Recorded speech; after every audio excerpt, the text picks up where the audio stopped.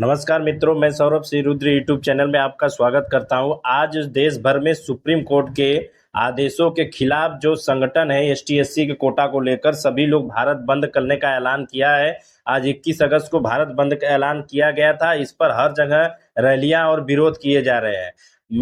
सबसे महत्वपूर्ण चीजें यह जानेंगे कि क्या इसमें एसटी/एससी के कोटे के अंदर कोटे की जो बात कर रहा था सुप्रीम कोर्ट, उससे क्या इन संगठनों को क्या ऐतराज है और उस पर क्या कमी इन्होंने बताई है। और कोटे के अंदर कोटे वाले बयान को लेकर, आरक्षण को लेकर सबसे बड़ी मित्रों एक चीज मैं कहना चाहूंगा, अभी आपके हाल ही पड़ोसी देश में देखें, बांग्लादेश में आरक्षण को लेकर पूरे तख्ता पलट कर दिया गया।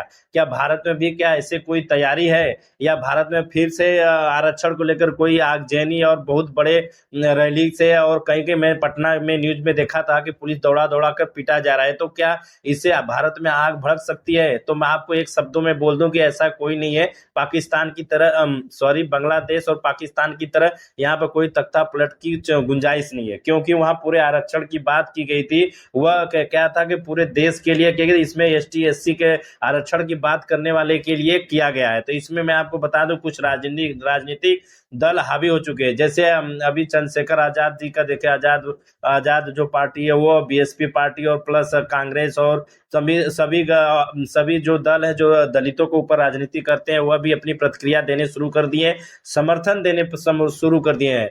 अब बहुत कुछ आपको जानने को मिलेगा। सिर्फ चैनल को लाइक, कमेंट और सब्सक्राइब करके प्यारा सा कमेंट जरूर से करिएगा, जिससे आपका हम लोगों का मनोबल बढ़ता है। चलिए मैं आपको बताता हूँ कि पूरे भारत बंद का प्रक्रिया क्या है। देखिए, भारत बंद प्रक्रिया का अर्थ है कि जब 15 जो सुप्रीम कोर्ट के हिसाब से जो कोटे का अर्थ समझिए, जो एसटी/एससी को लेकर इसमें बताया गया था कि जो वर्गीकरण का अर्थ समझिए, जैसे कि आप इस प्रकार से समझिए कि जैसे कई जनजाति होती है जो एसटी/एससी में था। आप देखे होंगे कई आपके आसपास भी जनजाति होते हैं जो बहुत ही दलित होते हैं और जो बहुत ही फॉरवर्ड होते हैं, जो अधिक से अधिक इन्हीं जनजातियों में वर्गीकरण का मतलब है कि कई लोग आरक्षण का हमेशा उसके घर, जैसे कोई जिला अधिकारी बन रहा है, आईएएस पीसीआर अधिकारी या जज बन रहा है, उसके घर उसका फायदा उठाता जाएगा। कई पीढ़ी तक देखे होंगे, 3-4 पीढ़ी उठाता जाएगा, सरकारी नौकरी मिलता जाएगा। लेकिन कई वर्ग आप ऐसा भी देखे होंगे जो नीचे, मतलब वो कभी उससे पता ही नहीं चला कि सरकारी नौकरी उसको मिलेगा नहीं मिलेगा, जज आईपीएस का तो बात ही छोड़िए।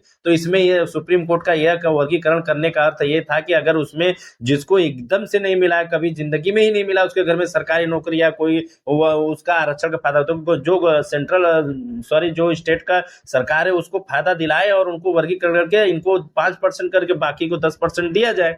तो उसमें वर्गीकरण करके इसमें जो संगठनों का मत है इसमें हमारे को बांटा जाए। और एक चीज मैं आपको और बताऊंगा, इस संगठन में जो वाल्मीकि समाज है, वाल्मीकि समाज आप जानते होंगे जो निचले स्तर से होते हैं बेचारे, उनका समर्थन नहीं है। वो बोलते हैं कि हमारे हक के लिए तो सुप्रीम कोर्ट ने सही बोला है। तो पहले मैं आपको पहले ही बोला था कि बांग्लादेश की तरह हालत नहीं होने वाली। क्यों नहीं होने वाली? कि इनके जो दलित समाज है उसमें 2 गुट बट चुके हैं। उसमें कुछ संगठन बोलते हैं नहीं नहीं हम विरोध करेंगे, हम नहीं जाएंगे, हम इनका सुप्रीम कोर्ट का विरोध नहीं करेंगे ना, हम रैली में जाएंगे। बाकी कुछ संगठन है जो अपनी राजनीति चमकाने के लिए आ रहे हैं, जैसे मायावती जी की तरफ से भी समर्थन है।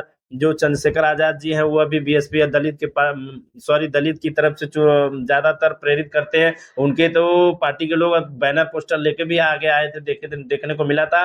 लेकिन सबसे महत्वपूर्ण चीज जानेंगे दोस्तों कि ये भारत बंद का असर क्या क्या है। देखिए, इसमें आपको बता दें कि रेल सुविधाएं चालू होंगी, बस चालू होंगी और जो मेडिकल सुविधाएं चालू होंगी, सरकारी कामकाज और जो आपका देखने को मिलेगा जो बैंक के कार्य वो भी चालू होंगे। इसमें कोई बंद नहीं हो रहा है। भारत बंद का ऐलान हो रहा है कि विरोध प्रदर्शन तो चल रहा है, लेकिन उतना तक दिल्ली में देखने को नहीं मिला। दिल्ली में इसका कोई असर देखने को नहीं मिला। दिल्ली जैसे पहले चलती थी उसी हिसाब से चला जा रहा है। लेकिन अब इसमें देखिए सरकार का मत क्या है। मैं आपको एक चीज और बताऊंगा, जो सरकार जो चाहता है, जो अभी की मोदी सरकार है, ये तो इसके खिलाफ, मतलब सुप्रीम कोर्ट के जो फैसले के खिलाफ वह भी अपना बयान दे चुके हैं। उनको पता है कि अभी हाल दिनों में हर जगह, श्रीलंका में देख लीजिए, पाकिस्तान, बांग्लादेश, हर जगह की क्या दशा हुई है। तो हो सकता है कि मैं आपको क्या सुप्रीम कोर्ट के फैसलों को, मन में आपका एक विचार चलेगा, सुप्रीम कोर्ट के फैसलों को क्या सरकार पलट सकती है? बिल्कुल पलट सकती है दोस्तों। ऐसा हुआ भी है, 2018 में भी हुआ है, इसके पहले भी हुआ है, जो एसटी एससी के लिए एक आपको याद होगा 2018 में कि एक के जो से एक्ट था एसटी एससी का, जो सीधे एफआईआर दर्ज करने से तुरंत जिसके खिलाफ करता था उसको जेल में जाना पड़ता था, तुरंत मजिस्ट्रेट के सामने उसको अरेस्ट करने का अनुमति था। उसको फैसला को ये मोदी सरकार ने मतलब फैसले को पलट दिया था। तो सरकार चाहे तो अगला सेशन जब जैसे लोकसभा चले इसको फैसले को पलट सकता है, इसमें कोई बड़ी बात नहीं। जिसकी सरकार होती है वही होता है, सुप्रीम कोर्ट का फैसला पे सरकार के हक में होता है, पलट सकता है। लेकिन अभी देखने वाली बात है कि भारत बंद में क्या क्या होता है, आगे इनकी संगठन का क्या रणनीति होती है, वो आपको अपलोड जरूर कराऊंगा। यदि आपको मेरे वीडियो अच्छी लगी हो तो लाइक कमेंट सब्सक्राइब जरूर से करके जाइएगा।